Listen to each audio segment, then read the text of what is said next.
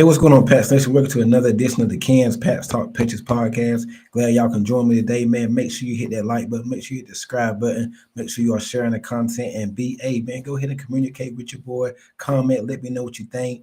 It's okay if you disagree. It's okay if you agree. That's what we're here for, to go back and forth with you, man. Also, this show is brought to you by the Sportsline Media. This show is powered to you by the Sportsline Media, man. So make sure you go over there. The link should be down there, or you see it up top. Go to Sportsline Media. Make sure you go over there, hit the like button over there, subscribe, and get them on. Give them a big follow, man. I really appreciate it, man. They are on all platforms. Sportsline Media. I wouldn't be here today without this show, man. So shout out to the team, powered. Like I said, we are powered by the Sportsline Media, man. Appreciate it. On this episode of the Ken's Pat Talk Patriots podcast, we're going to talk about the Patriots skill position group. How much improved is this team's skill position group?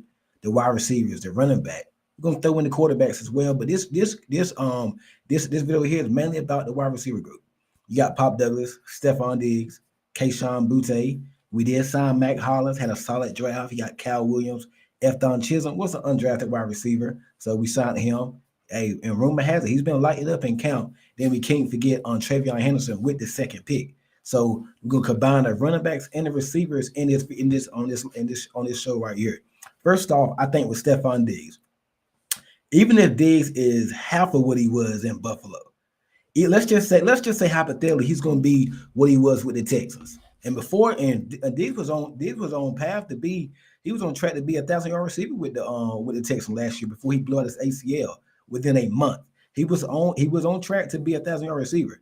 He was lighting up. Including he came to New England, I ain't gonna say he had a big game, but he produced. Something about when he plays the Patriots, he plays pretty good. He plays in that stadium, so I'm looking for the fireworks for him this year because he's used to playing that stadium. Him and JC Jackson used to have a lot of battles, and he lit us up. So I hope he gets to bring that. Now that he's a part of the Patriots, I hope he gets to bring that to the team, man. I can't wait to see that.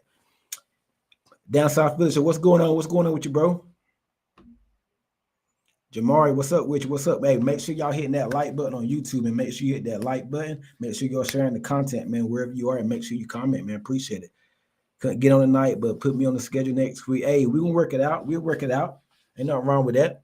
But like I said, even if with the Patriots wide receiver core is so bad, even if you get, I was just telling a friend, even if you get 80% of Stephon Diggs, 80% of, I'm talking about 80% of peak Stephon Diggs, that's better than anything you got. Pop Douglas, Kendrick Bourne, Kayshon Boutte, even the rookie Cal where you don't know what you got in him, Mac Hollins, it's better than anything you got.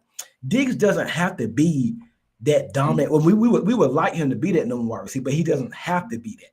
I think just him being out there, him creating the double teams and whatnot, him creating he's gonna be the defense are gonna go to bed at night worrying about how they gonna line up against Stephon Diggs. You playing the Denver Broncos in the video I dropped earlier. It's on my YouTube. Make sure you go check that out. You playing the Broncos, they got Pat Surtain. If they're gonna line up Surtain against Diggs, that means it's gonna open up a lot for Pop Douglas, Kayshon Boutte, Cal Williams. So it's going to be a domino effect across the depth chart whenever Diggs gets back. And I think he should be ready week one. I know Schefter reported after we signed him that his training thing. And if you look at his videos on social media, Stephon Diggs looks real good. He looks real good. I mean, he's running good. He's not full strength yet. If I had to bet right now, I'd probably say he's about 80% right now. He's not completely healthy right now. I think, and you can tell he's kind of dragging that leg a little bit. But the way he's cutting, he's like, I think mentally he's almost there. Physically, he's not all the way there, but mentally, when you get hurt, you got to be right mentally and you got to be right physically. Because mentally, you got to be able to go out there and be able to take a shot on that leg, cut with full confidence, not just running. Because if you look at him, when he makes a cut a certain way, you can tell, I think it's his left leg. It's a little bit bigger than the other leg. I believe it's his left leg. But when he makes a cut, like a sharp cut, and we know Diggs, he's known for footwork, good route runner. He's not, he got speed, but he ain't Tyreek Hill or not like or Worthy's fast, but he has some speed. He can get deep. I think he's not 100% right now, but the good news is we're a month away from training camp. We're about 2 months away from the preseason, from the Patriots preseason. Well, a little bit over a month from the Patriots preseason kicking off. And we're still September the 4th is when the Eagles playing the Cowboys. We're still a little over 2 months away because July comes in next week. We're about 2 months away from Diggs having to be ready. So we're 2 weeks away from the opener at home against the Raiders. And if I say a few now, I'm looking now, he looks like 80% right now. I think he can close that gap between now and by the time camp start, by the time the preseason, because I would like to see him get in the preseason game. I don't care. I don't care too much about training camp because it's Stephon Diggs. I don't care too much about that. Just like I didn't care about him participating in minicamp. I would like to see him get in at least one preseason game. I don't want to just throw him out there week one against the Raiders. Him rusty, dropping balls, running the wrong routes. I mean, he's not on the same page with May. I would like a couple weeks before the season start. I would love to have him getting a report with Drake May. Now he's been doing walkthroughs and minicamp and OTAs, but he's not full speed yet. So I think he will be ready by the time the season starts. Yeah, you could tell he isn't. He's still. Yeah, you could tell he's dragged. If you look closely, and I coach a little bit of wide receivers down this way. If you look closely, when he cuts, he's dragging. I think it's his left leg. He's dragging that. He's dragging it a little bit. You gotta look real close though, because he's quick, and you really wouldn't tell if you just if you just happen to just be scrolling and looking, and you're like, oh man, Stephon Diggs looks 100%. No, if you really sit there and look at it, he's not. He's close, but he's not all the way there yet. He's dragging it just a little bit. You got to look real close, though. They may not put him out there week one. He's going to end up hurting himself, making the injury worse. I agree with that, Jamari. I don't want to rush him out there. I think we got enough to start. That's why we drafted Cal Williams. Because if you look at the depth chart right now, you got Cal Williams is at the X. Pop Douglas in the slot. Stephon Diggs is going to be your Z wide receiver. I think to start the season, I think it's going to be Kayshon Boutte, Pop Douglas, Stephon Diggs. I don't think Cal was going. Now I hope I'm wrong, but I don't think Cal's going to start right away. But I do think he's going to contribute a lot. He's going to get a lot of playing time. I think him and Kayshon Boutte or him and Diggs might be rotating a lot. But I think as the season go along, I think Cal Williams is going to pick up some steam and he's going to okay. Jamar said it's his right. Okay, it's his right. He's right. Now I figure okay, right knee. Yeah, you can tell it looks a little bigger.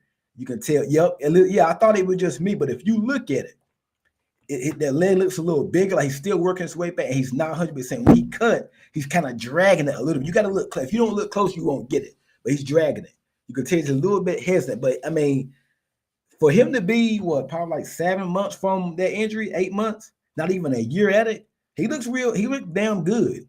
He looks real good because that injury was crazy. And I think it was a non-contact injury against the Texans too. So, but the good news is it was just a clean ACL tear.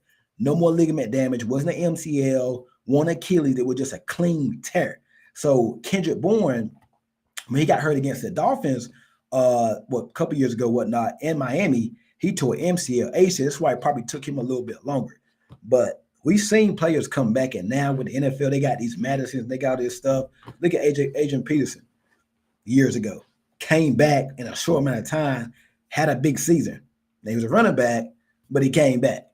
Diggs is a wide receiver, and Diggs needs his needs because the way he plays, he's not just a straight line speed guy. He's not a big body guy. He's a route runner. So he need to be 100% because you got to be cutting, getting open. He needs to be 100%. So he has to take care of himself, and him most importantly, he need to be 100% because you want to put the best Stephon Diggs out there. Going down there, Pop Douglas. I think in Josh McDaniels' game, we know what Josh McDaniels is known for. Like as I said earlier in my earlier video, make sure you check that out. It's on the YouTube. Pop Douglas, I think he's going to have a big year if he stays healthy. That's a big if. Now he was healthy this past year, surprisingly, kind of surprising because his first year he had a couple concussions. People thought he was going to be injury prone. If Pop Douglas stays healthy, I can see Pop Douglas catching 70 to 80 balls, having about 700-800 yards, about 6 touchdowns. Josh McDaniels, he's going to feed that slot. He's going to feed that slot. Let me see. DB's going to hide his right knee his right knee on purpose if they see him limping and stuff. Agree with it. I agree. I can write with that, Jamari. That he definitely looks better than KB right. Yeah, a lot better. He tore it trying to cut. Okay. Like I said, it was a non-contact injury. But back to Pop Douglas. I think Pop Douglas is going to have a big year this year.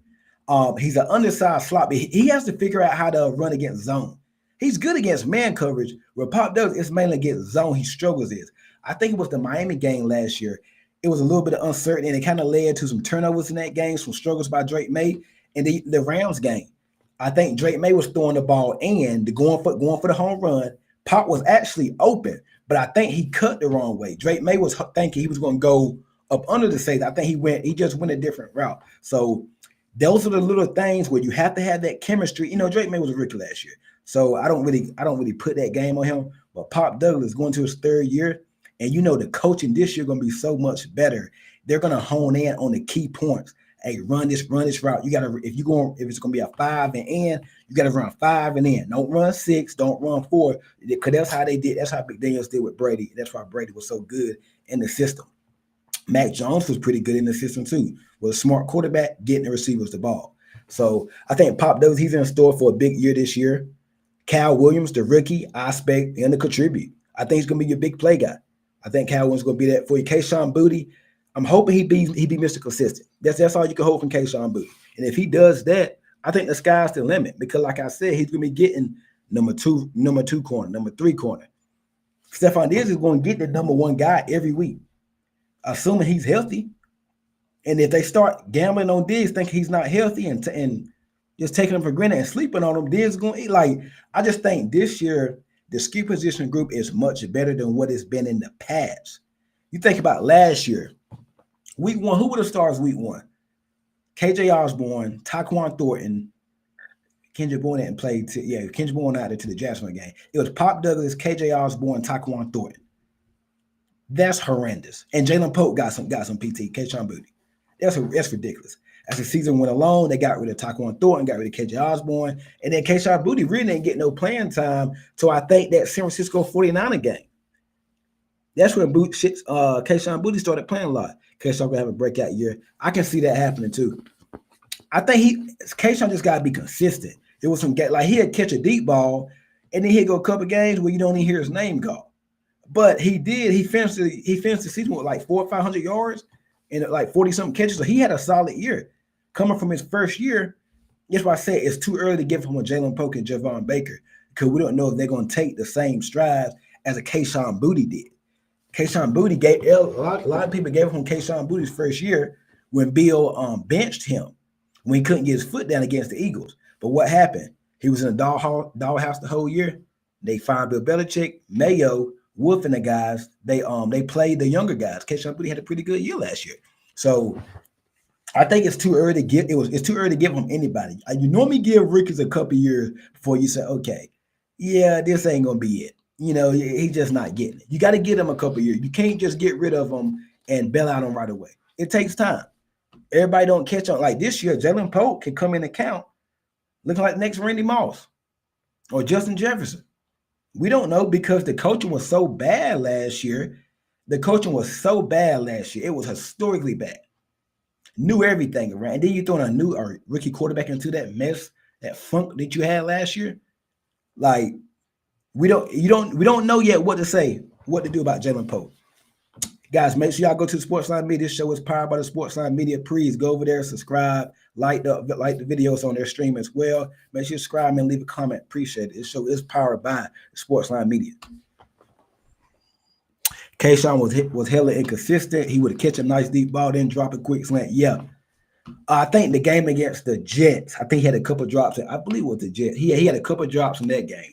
But he won us the game because he caught that long pass over. It was like a seam route against Sauce Gardner. I actually thought, and then he caught a slant. He should have scored on that next one. Yeah, I think Stephon Diggs is going to bring out the most in all these guys. He like Stephon Diggs, he has this effect. Look at what he was doing with the Texans last year. Nico Collins, big year. Before what's the slot name? Tank Dell. Before he got hurt, he was having a big year. Stephon Diggs was having a good start to the season before he got hurt. That Houston Texans team, I think they would have beat the Chiefs at least one of them games. They lost to the Chiefs twice. I think they would have won one of those games if they had a healthy wide receiver core.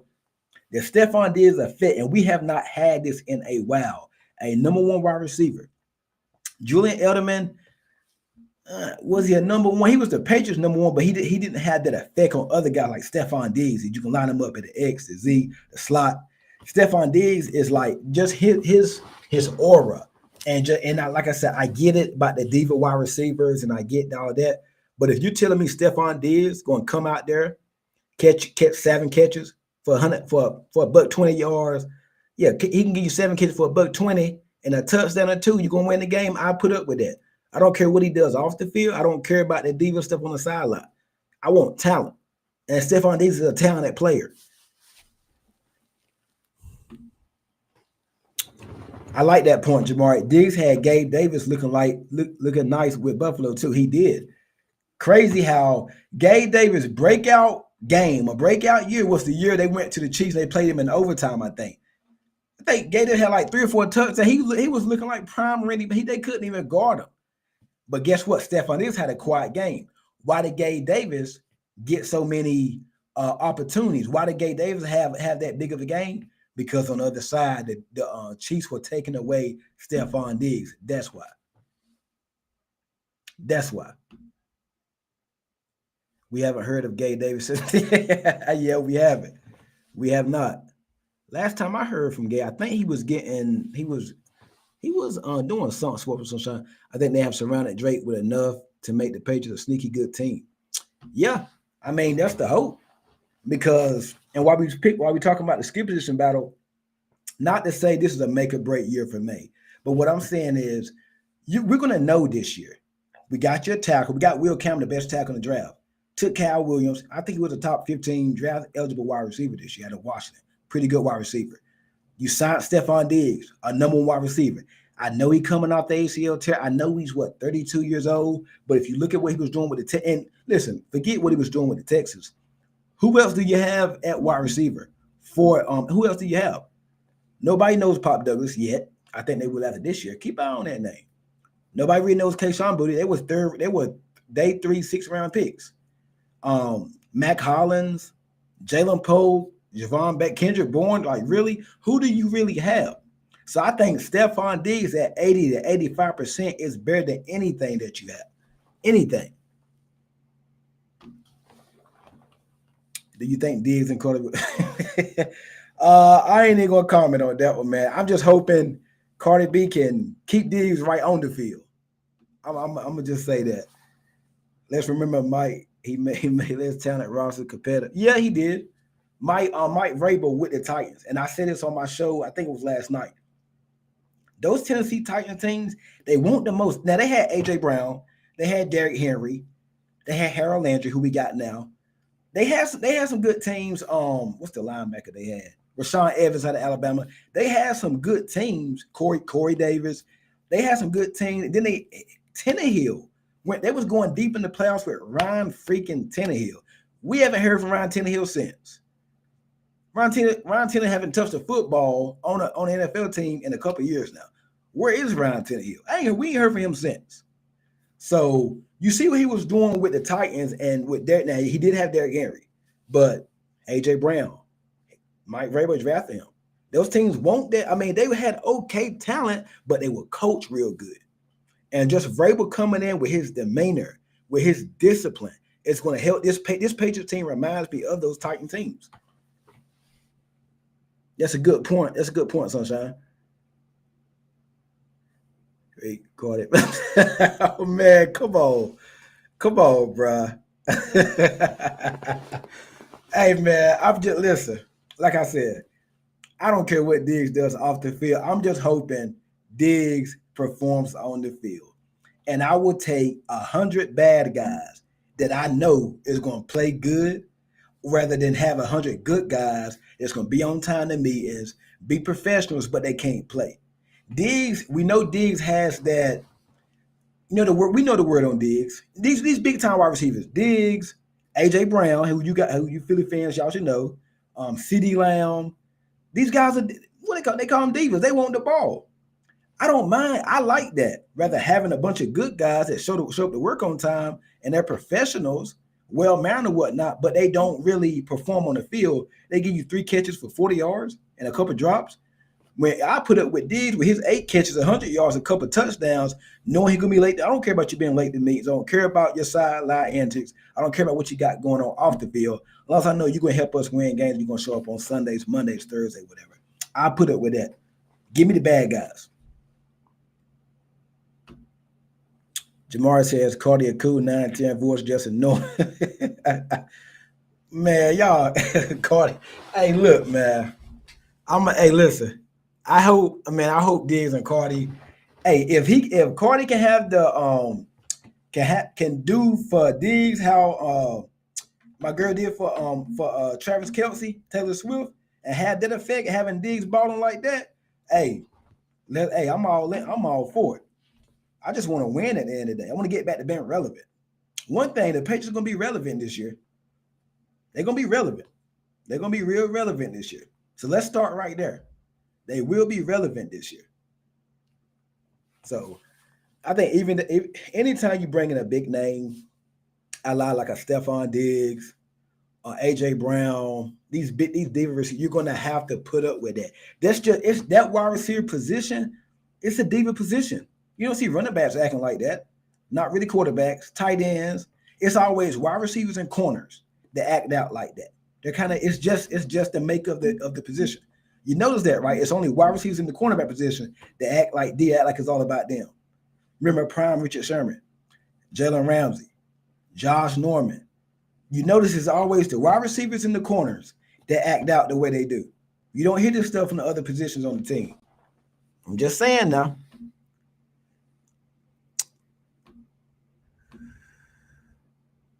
Jamar says, "Fact, yeah, man. But it's gonna be interesting to see now. On to the running backs. I think our running back depth chart has a chance. I think our running back position. I think we got a top 10 running back core. Marjay Stevenson. I ain't taking no Marjay Stevenson slander. He's been carrying his team on his back, as I've said previously, for the past couple years. If it weren't for Marjay Stevenson, you might be picking number one overall the last 2 years.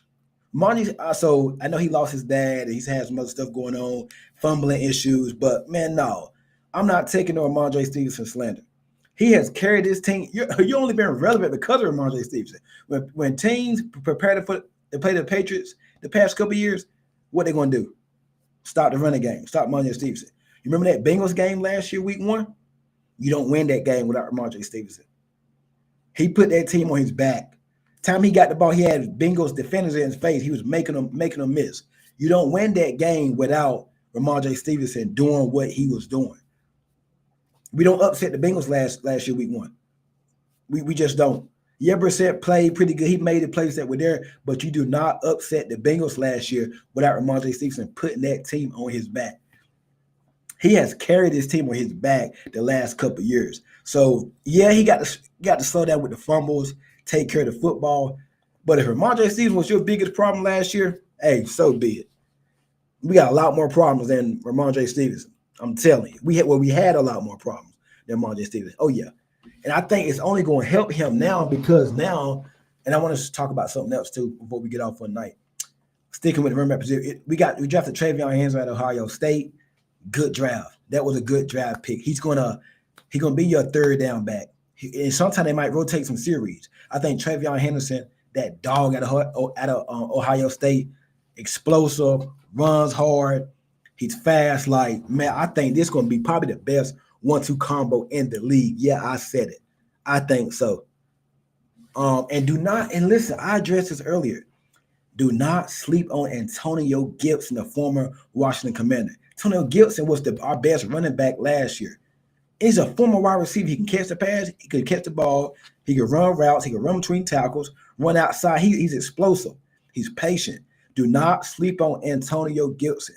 I've been seeing a lot of people saying, well, we drafted Travion Henderson. We signed Len Larson out of UC Davis. You got Mondre back. What you going to do with Antonio Gibson? We're going to keep Antonio Gibson. Antonio Gibson ain't going nowhere. He was your best running back last year on a bad team. Nobody – that's how bad you were. Antonio Gibson was your best running back last year. Nobody seems to like you. Why are you gonna? I mean, I don't understand that. Not taking no Mondre slander and no Antonio Gibson slander, man. They were just on a bad team last year. Oh yeah, Mondre gonna play hard. Mondre's gonna be a dog this year, man. And then another thing nobody's talking about, a lot of pressure is gonna be off Mondre. You got more weapons now. Hunter Henry, tight end, it's gonna open up things for him having a Stephon Diggs, having a better wide receiver core. The offensive lines are improved. You got Morgan Moses, the tackle from the Jets. You got Will Campbell. You got running back depth now. You got your receivers. You got Stephon Diggs over here. You got better coaching. Remember 2021 season, Josh McDaniels, help. Marjorie Stevens had his best year up under Josh McDaniels. Marjorie had his best year. And he had Damian Harris running the ball with him too. So we actually had help. Now you bring in a Travion Henderson. It's going to take so much pressure off a Ramondre Stevenson next year. It's going to take so much pressure off of him. So Mondre's going to be freshened up. I can't wait to see Mondre because he's not going to have to carry this team. Just think about it. The coaching was so bad last year. Mondre had fumbling issues. Now Mondre can take a couple series off because you got Travion Henderson. You got Antonio Gibson. And Vrabel would like to carry about 4 running backs on the roster. He like to carry at least about 4. And McDaniels, they love carrying a lot of running backs. We're gonna get a freshen. And have you looked at some of the photos and minicamp and OTAs? Mondre look like he slimmed up a little. Look, he's in pretty good shape.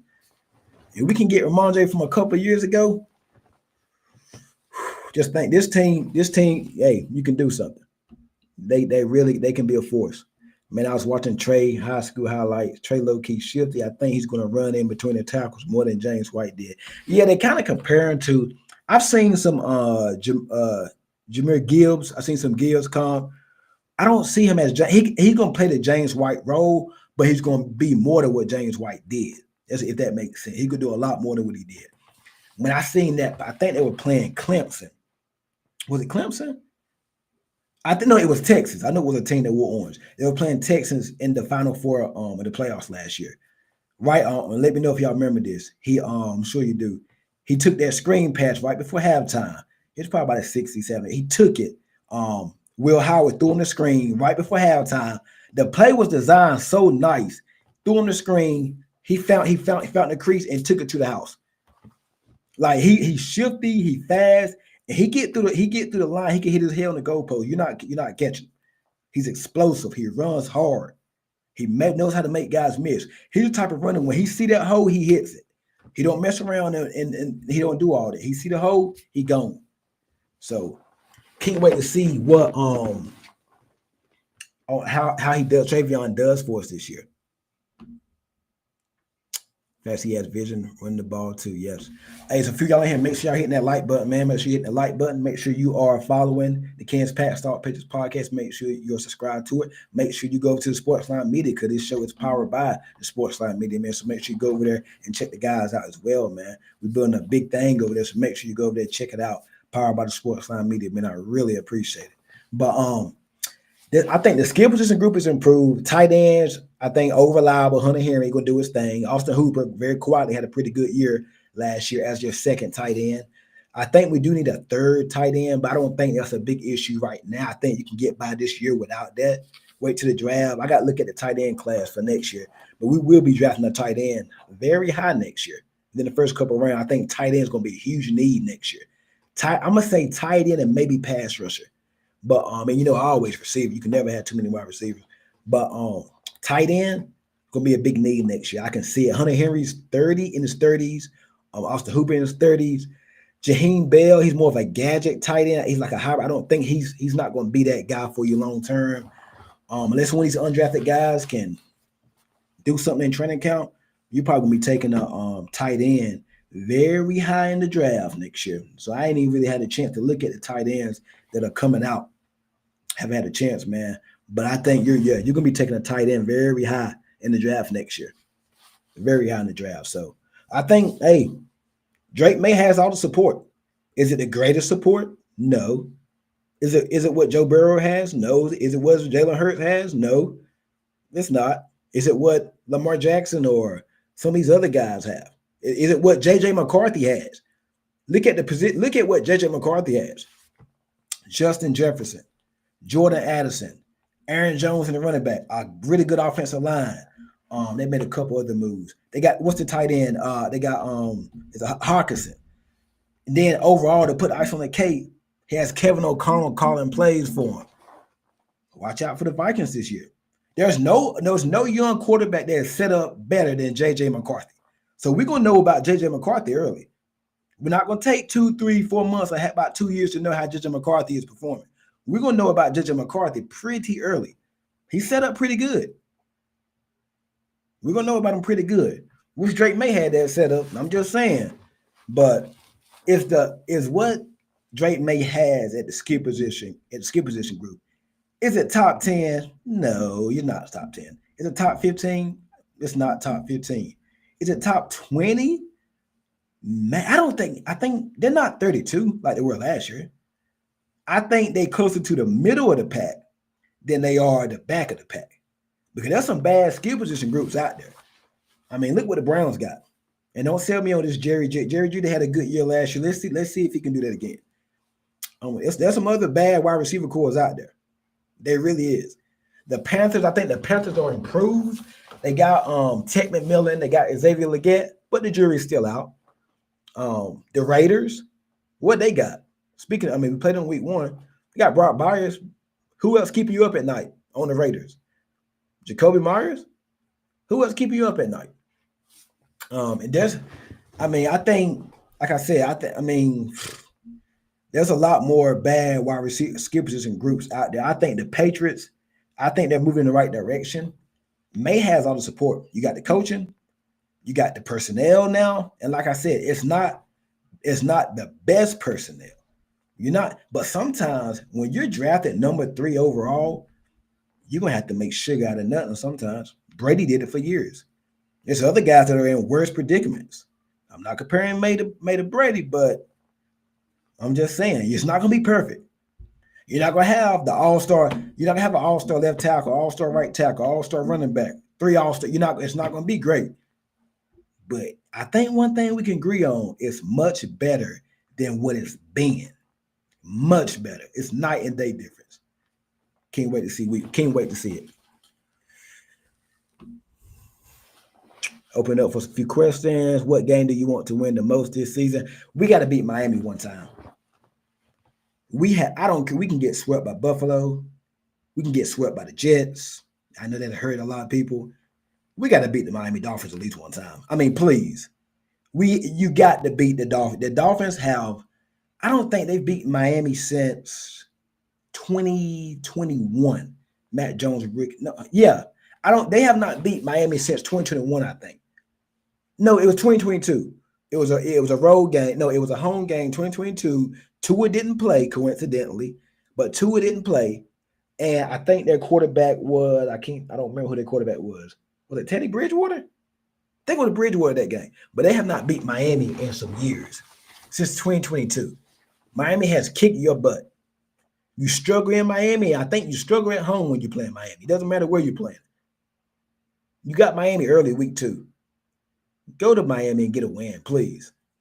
They have to beat the Dolphins. And this Dolphins team, if you're going to beat Miami, it's going to be this year. You can't beat them. They have to be. I don't care about the Jets. I don't care about the Bills. And then it don't have to be weak. I would love for them to go to Miami and win. But even if when they had Brady, they always struggled at Miami. I need one Miami win this year. Just one. You don't have to sweep them. Beat Miami one time. That's one game that I really want. They have to beat the Dolphins. They have struggled against Miami. Hopefully, Vrabel can bring some new look. That's the one game I really want. Mine's that Carolina game. We got to win there. That's a game I might be. I'm either going to week 3 or week 4, Lord willing. I'm going to one of those games. I thought about it still because I do want to see Aaron Rodgers play his final year. But I might mess around, go to that Panthers game the following week. Wish I can go to both. But either week 3 or week 4, I'm going to be at one of those games. I haven't decided yet. I'm leaning Carolina. I'm leaning going to that Panther game up in New England. That's the game I'm leaning to right now. But we'll see. I don't know, man. I got to see Rodgers play this final year, so he say. So we shall see about that one. But those are 2 tough games. Steelers, home for the Steelers, home for the Panthers. Woo. I think they're going to split. I think they win one, lose the other one. If they beat Pittsburgh week 3, they'll lose to Carolina week 4. If they lose to Pittsburgh, they'll beat Carolina week 4. That's how I think it's going to play out. So I don't know. It's going to be that Panthers game or the Steelers game. I'm going to one of those, either week 3 or week 4. Don't know yet. Do not know yet. So we'll see. But other than that, man, I want to get on and talk about the skill position group for the night. We'll be back live Monday night, and hey, stay tuned to my YouTube. I'll be dropping videos. I'm doing a position by position series. I started early today with the skill position group. That video's out right now. Go to the YouTube and check it out. I'm doing the court. I'm doing the position by position series group from now until training camp. Probably one group in a week. So I already did a skip at wide receivers. I think I'm doing a running backs probably. So be on the lookout for my YouTube. Go make sure you go check it out. Hit the like button, subscribe. I'm doing running backs. I did quarterbacks yesterday. I'm gonna do running backs next. Then wide receivers, offensive line, defensive line, linebacker. I'm doing the whole position group, talking about every player, the depth, and how much better are they for this year and from years past. So I'm starting my series with that. Make sure you go check it out, man. I got a special guest coming on Monday night. We're gonna talk some ball, man. So I will not say that yet. We got a special guest coming on Monday night, right here on the Sportsline Media and right here on the Kansas Pat Talk YouTube, man. This show is powered by the Sportsline Media. That's gonna be it, man. I appreciate all y'all joining me for the night, man. Had a good time, a lot of interaction, man. A lot of comment, a lot of interaction. Love it. Keep it coming, man. We're in the slow time right now. It's not a lot going on. Got to make some content. It's always something to talk about. It's always something to talk about, man. So come on, hey, y'all come check me out. Like I said, we'll be back going live Monday night at 8 p.m. Eastern. If you're going to watch the stream later on, because I know some of y'all got jobs and other stuff. You couldn't get on it right now. You're going to check it out later tonight. Hit that like button, hit the share button. Make sure you go to Sportsline Media and make sure you share the content over there as well. Hit the like button over there, man. Hey, peace out. Stay safe and go Pats. I appreciate it.